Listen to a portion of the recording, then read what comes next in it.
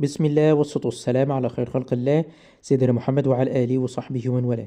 في البداية كده وقبل أي حاجة ما تنساش تشترك هنا في القناة وتفعل الجرس على الكل علشان أي فيديوهات تنزل خلال الدقايق اللي جاية والأيام اللي جاية خاصة بالثانوية العامة والنتيجة والتنسيق توصلك أول بأول. وفي الفيديو ده أنا بعرض لك مجموعة مهمة جدا من أسئلة امتحان الإنجليزي للثانوية العامة دفعة 2024.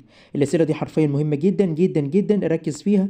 ابدأ إن أنت اقراها كويس وافهم أفكارها، لأن هي مش هتيجي بنفس الصياغة كده، ولكن الافكار مش هيخرج براها الامتحان. فركز وشوف برضو الفيديوهات اللي نزلت على القناة، لان مش كل الاسئلة عرضها لك في الفيديو ده. وبرضو بمناسبة الفيديوهات اللي على القناة، امبارح نزلت فيديو مراجعة حرفيا قوي جدا، وسبت لك الملفين البي دي اف في وصف الفيديوهين دول. ارجع للفيديوهين دول وشوفهم، هتندم حرفيا. حتى لو قدامك دقيقة على الامتحان لازم تقرا الملفين دول. جمعت لك كل كلمات اللغة الانجليزية وكل القواعد الجرامر في ملفين فقط.